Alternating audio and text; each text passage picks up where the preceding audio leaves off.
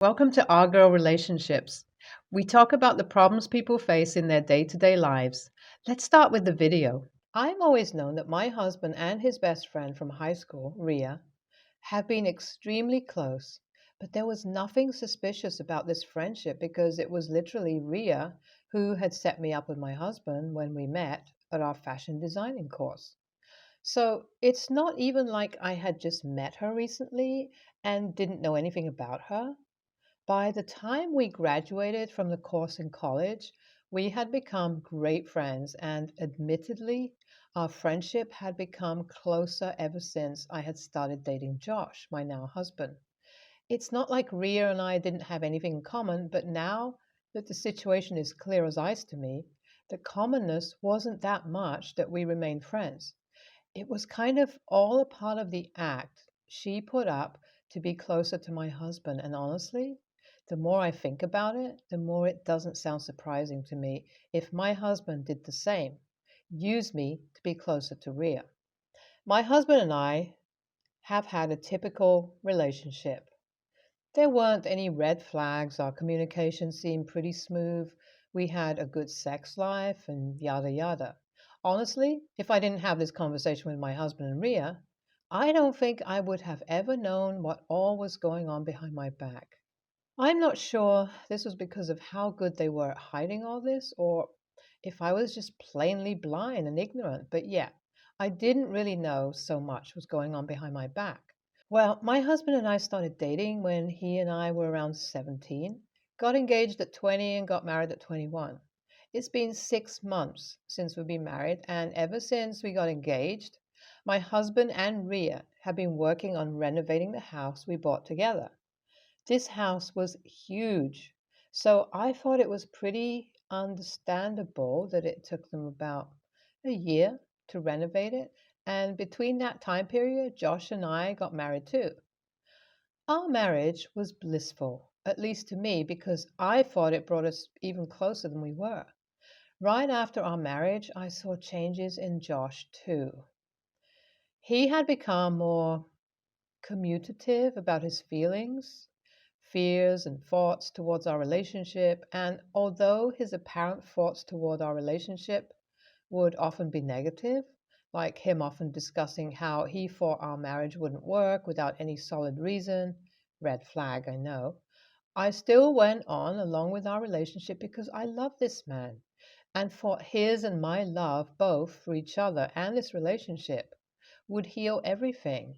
Unfortunately, I was soon to realize that the love only came from one side and was going to unrequited love and was going to make our already hollow from the inside love come crashing down.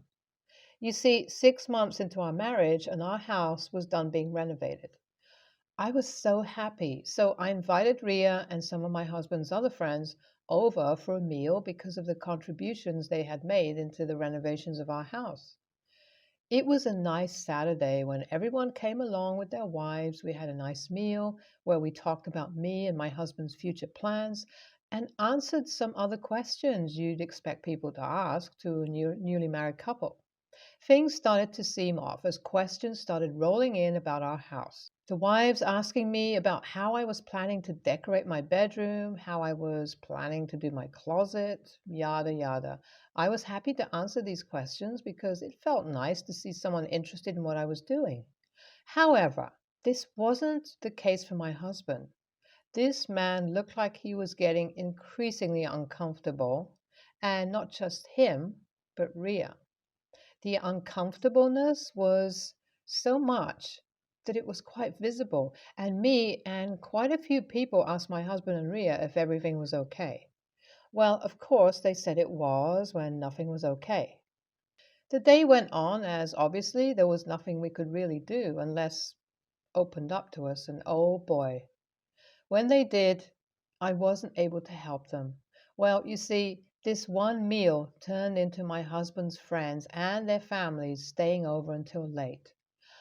I didn't have a problem with that because these people were really chill. Well, we all eventually started drinking by the time it was evening, and this is when things really started going downhill. No one was crazy drunk, just a little buzzed, I'd say, except for guess who? my husband and Rhea. The two got drunk out of their minds within the span of an hour, and now that I think about it, I feel like it was completely intentional because the two pulled me aside and told me that we needed to talk. Yes, not just my husband and I, but Rhea too needed to be there. Well, I instantly had a weird feeling in my gut, like something was going to go wrong. So, obviously, having a bit too much to do after a long time and scrolling too much through Reddit, I decided to start the audio recorder on my phone and get into the guest room, and boy, was it worth it. So I'm sitting there as Rhea and my husband fumble to get their words in order as they start off by confessing how they both started liking each other right around the time the two met me. This alone was shocking to me. Shocking enough that I started crying. Well, then they continued by saying that they didn't know what to do, how they were scared, yada yada. It didn't make sense to me, though, since there wasn't much to be scared about here. If my husband would date me, then he would date Rhea too. And after expressing this through anger, Josh drops this bombshell on me. Rhea is his cousin, and I hadn't known this was because her parents were cut off from the family because of some issues. I was dumbfounded. Nothing made sense to me. How come this man, who called this girl his best friend for years and claims to be in love with, is suddenly his cousin? Well, I'm just sitting there shocked, and I guess Rhea and Josh both take my silence as a hint that I'm coming around this. That is when they put their condition onto me. Apparently, I should be accepting of their love and let them continue this affair, all the while being married to Josh. According to them, we should make the best of this situation and share Josh, letting Rhea have him for a couple of days of the week and then letting me have him for a couple of days of the week. Not only that, I should also make separate living arrangements while the two have their time together. So, according to these people, I should move out of the house I paid for. This wasn't all, y'all. Rhea thought telling me the fact that they made a separate room for themselves instead of the walk in closet that I wanted for myself at their time, because, of course, they wouldn't want to make me uncomfortable while they have a sex together in my house. I was disgusted and shocked. It took me a couple of minutes to get the words out of my mouth, but I told them to be ready to see me in court because there was no way that I would move into the house. I also told them to pack it up and leave the house as soon as possible because there was no way I wanted to deal with them. I'm not sure why, but this reaction shocked them. They started to berate me for not being considerate, telling me how I am judgmental because I can't accept true love, and how this true love will always win over our documented marriage. I wish them luck, especially Rhea, who was running her mouth too much throughout the entire ordeal before going out and telling my husband's friends to leave and that they could now hold their get togethers at Rhea's place. The room kind of fell silent. I guess everyone was hoping for more explanation, but I had no energy. So eventually, everyone awkwardly left along with Josh and Rhea. I just sat there, stunned in the cold, empty room, reconsidering everything for hours until the texts started rolling in, not just from my husband's friends, but also his family calling me a jealous wife and a bad host. It broke my heart more. I'm not sure what my next move should be here. I want to sue my husband for the wrongly done renovations on my house and also divorce him ASAP. The house that we currently live in and the house we were going to move into both are under my name, gifted to me by my parents. What should I do here? Was I wrong for reacting the way that I did? AITA for telling my husband and his affair partner that I was going to drag them to court for having an affair and then kicking him and his friend out of the house. It's been 2 weeks since everything went down, and a lot has happened since. I first decided to meet up with my mother in law who wanted to talk. My mother in law and I have always had a great relationship. She was like a second mother to me after my mom had passed away, so After everything that went down, she wanted to get my side of the story too. So we met up at her house and discussed the entire situation. I showed her the recording, and it was shocking to me that she wasn't surprised at this, like at all. With a couple of minutes of silence and seeing the nervousness on my face, she started off by telling me how Rhea's parents were cut off from the family for scamming a couple of relatives out of money.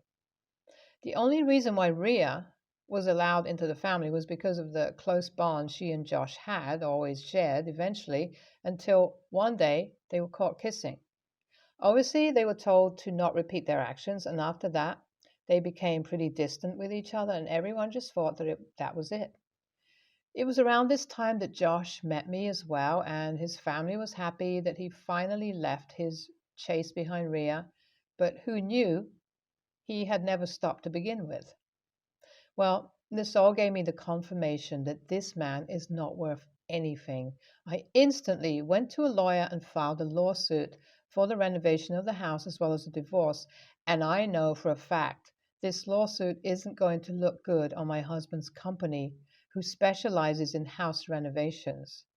Currently, he hasn't contacted me, nor has Rhea or any of his friends, which is good because I don't want to deal with them at all. I will update you all once more happens.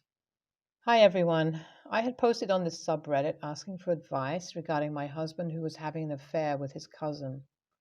They gave me a condition that I could only move into their house if I let them continue to have an affair.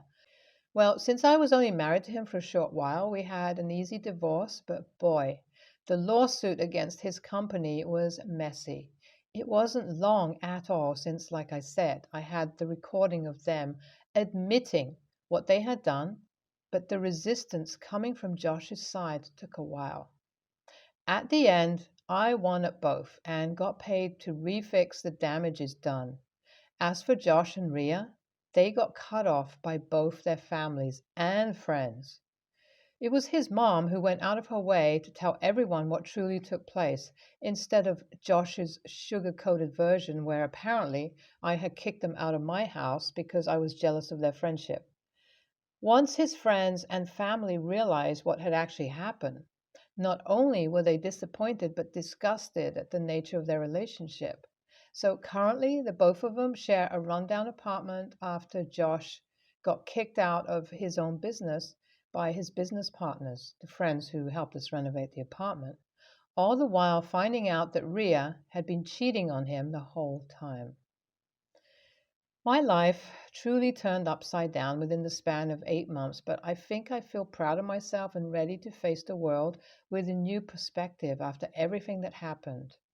Thank you all for your amazing support. NTA, Rhea and Josh are crazy and entitled. Tell everyone what happened before Josh tells a completely fake version of events. You've been done so wrong and you deserve your justice. I hope karma gives it to you. NTA, this is some sweet home Alabama BS. Please get yourself STD tested and kick these people out of your lives along with the people who think you're wrong for reacting the way that you did. For context, I, 33 male, have been pretty much messed up since my childhood. I married the love of my life, and together we have one child, 7 female. Sometime after she was born, my mental health began to decline, and I was later diagnosed with PTSD, clinical depression, and an anxiety disorder.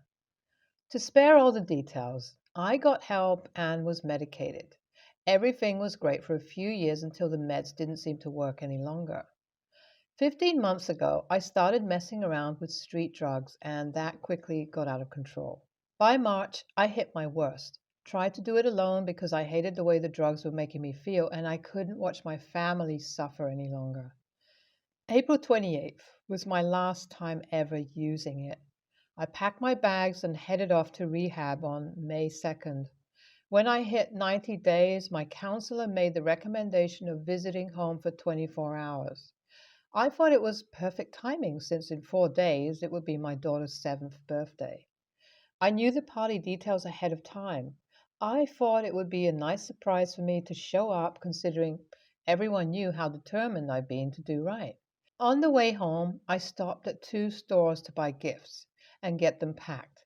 That took a little longer than expected, in addition to the 1.5 hour drive home. I arrived 15 minutes after the party started. My daughter immediately ran into my arms. My wife appeared stunned, then gave me a hug. My mother in law peeled out from around the corner and said, "No, we're not having this." My wife walked away with her mother briefly. When she returned, she asked me to take a drug test, and I agreed. I figured she had one on hand, but she didn't. She instructed me to leave and return with at least a 20-panel test. I was at the house for less than 10 minutes when my father in law pretty much pushed me out of the house and shut the door in my face. I went to the nearest Walgreens, but they only had a 12-panel test. Wife said to try CVS, and I found the same thing there, but they directed me where I could find such a test. Just as I was leaving the third store with the test in hand, my wife called to say I took too long and I'm not allowed at the party. I was crushed. She didn't want to hear it and hung up. I drove straight back to rehab and was pretty down all day. I called her the next morning to ask how the party went and if our daughter liked what I got her. She ended up telling me I had given them red flags because I showed up late and unannounced. She said had I asked her if I could come, things would have been different. Monday morning, when I got access to my phone, my father in law had left a text saying just because my wife had told me all about the party details didn't mean I was actually invited. Ever since, I feel like I majorly messed up for ever going in the first place. YTA, I think it's great you've gotten serious about getting better. However, in this whole surprise thing, you only considered how this would affect you and how great your surprise would be. You gave no thought to the multitude of emotions this would cause for your wife or daughter. Do you realize the toll that this has taken on your wife? Street drugs for a year, you being gone for 3 months, and her going at it alone? What financial burden has this been on the family under? Did her parents step up and help? Do you know any of this? Why were you not communicating your treatment with your wife? This was self centered, and I don't blame your wife for wanting a drug test before you're around your daughter again. I'm a 25-year-old female and have a tricky relationship with my family of origin. My father died when I was 5, and from what I remember, he was probably the better member of my family. My mom hated me always. I looked the most like dad, so I figure that's why. I was the baby of the family with three older sisters who all took after mom for hating me. And I heard my whole childhood that I was ugly and would never find a guy to love me. This post is about my sister Grace, who I have the worst relationship with. I got married at 20 and was so lucky to join an amazing family. My husband's mom, especially, is the best. She came from a sucky family too, so she gets it, and she has embraced me and her three other kids in law as her own kids. So has father in law. They are people I would gladly call my parents any day. Mother in law is extra special to me, though. There's just something so caring about her. She never pushes herself on anyone, but she will be there for you at the drop of a hat. She has supported me more trying to get an education than anyone in my family of origin ever has. Grace decided to track me down and drop by one day at random with her husband. It was awkward, but I didn't want to fight, so I spent some time with her. While she was around mother in law, stopped by and was just awesome. After about an hour of mother in law being there, Grace turned on me and said I didn't deserve the shit I had, and she stormed out, pulling her husband after her. She then contacted me on social media and ranted at me about being so smug about my mother in law when hers sucks and hates her guts and wouldn't do shit for her. I knew none of this. We had not talked in years before she showed up. I responded that it wasn't my fault her mother in law apparently sucks while mine is awesome. I said she shouldn't take it out on me. She called me a smug, gloating bitch. I blocked her, and she found an old Twitter account I had, and I got the email saying She had DM'd me more shit. Part of me wonders if saying her mother in law sucked and mine was awesome was just rubbing it in a little too much and a little too much of an AH. AITA? NTA, her mother in law probably hates her because her personality is horrible. NTA, you weren't disrespectful at all. Her mother in law is not your responsibility, lol. Sounds like she's just jealous and immature and can't bear that you have moved on to a successful life.